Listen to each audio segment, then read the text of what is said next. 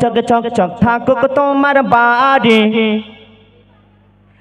একদিন তোমায় চড়তে হবে বিনা চাকার গাড়ি একদিন তোমায় চড়তে হবে বিনা চাকার গাড়ি ঝকঝকে ঝকঝক চকচকে চকচক থাকুক তোমার বাড়ি একদিন তোমায় চড়তে হবে কাঠের ঘেরা গাড়ি একদিন তোমায় চড়তে হবে কাঠের ঘেরা গাড়ি ঝকঝকে ঝকঝক চকচকে চকচক থাকুক তোমার বাড়ি একদিন তোমায় চড়তে হবে বিনা চাকার গাড়ি। আল্লাহ পাক রব্বুল আলামিন আমাদের পা থেকে মাথা পর্যন্ত সুন্দর অঙ্গ প্রত্যঙ্গ দিয়ে সৃষ্টি করেছে, কিন্তু আমরা একটু সৌন্দর্য হলে কি করি, অহংকার করি যে আমি কতই না দেখতে সুন্দর। কিন্তু আমার আপনার থেকে ইউসুফ জুলাইকা অনেক দেখতে সুন্দর ছিল, তানার মনে একটু অহংকার ছিল না, তাই কবি ছন্দের মাধ্যমে লিখছে শুনুন।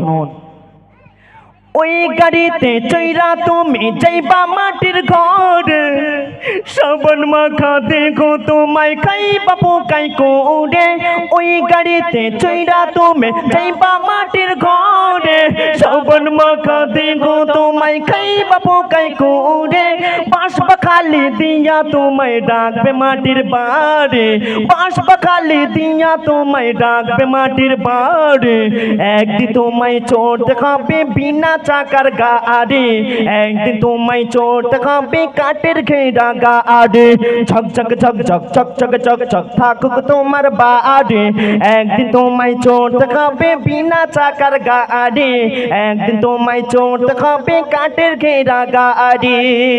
আল্লাহ পাক রব্বুল আলামিন আমাদেরকে 5 ওয়াক্ত নামাজ ফরজ করেছে, কিন্তু আমরা 5 ওয়াক্তর জায়গায়ও 1 ওয়াক্ত নামাজ পড়তে পারি না। যখন মুয়াজ্জিন মসজিদ থেকে আজান দেয় সেই আজানের আওয়াজ শুনে আমরা টুক টুক টুক টুক করে হেঁটে হেঁটে পালাই। আর অনেক আলেম ওলামারা বলছে যে ওই আজানের আওয়াজ শুনে শয়তান পালায়, আর আমরা মানুষ আর শয়তানের মধ্যে কতটুকু পার্থক্য সুরের মাধ্যমে শুনুন।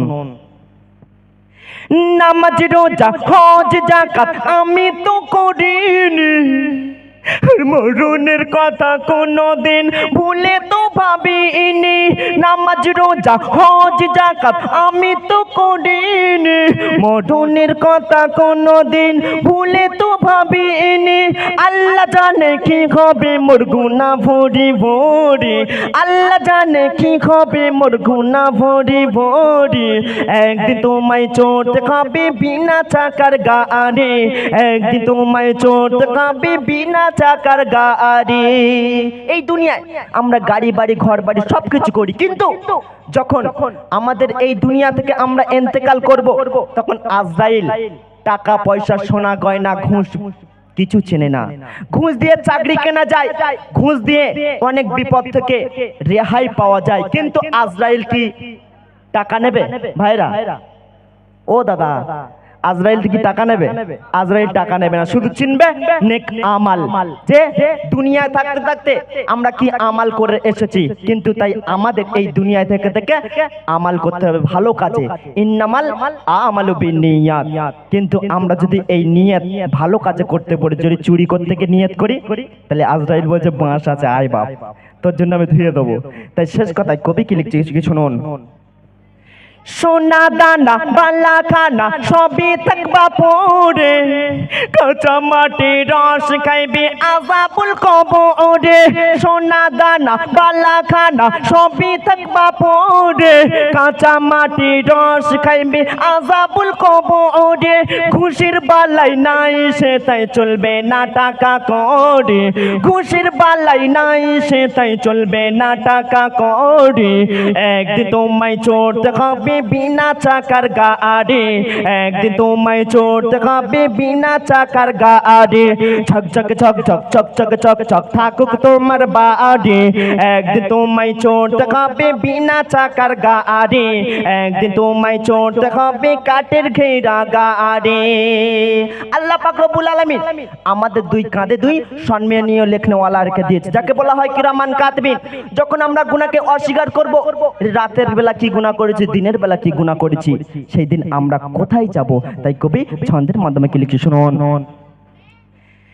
নেকির খাতা শূন্য আমার গুনার খাতায় ভরা প্রথম মঞ্জিল মাটির কবর কবরে পূর্ব ধরা।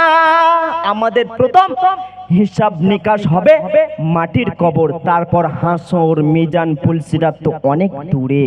আগে আমরা মাটির কবরে কি করে জবাব দেব? তাই কবি ছন্দের মাধ্যমে লিখছে আল্লাহ পাক রব্বুল আলামিন আমাদের ভাগ্যে কি রেখেছে।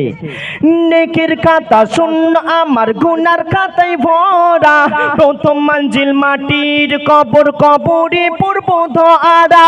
নেকির খাতা শূন্য আমার গুনার খাতায় ভরা, প্রথম মঞ্জিল মাটির কবর, কবরে পূর্ব ধরা। রহমাতুল্লাহ দিতে হবে পুলসিরাতে পারে, রহমাতুল্লাহ দিতে হবে পুলসিরাতে পারে। একদিন তোমায় চোট খাবে বিনা চাকার গাড়ি, একদিন তোমায় চোট খাবে কাঠের ঘেরা গাড়ি। ঝকঝক ঝকঝক ঝকঝক ঝকঝক থাকুক তোমার বাড়ি, একদিন তোমায় চোট খাবে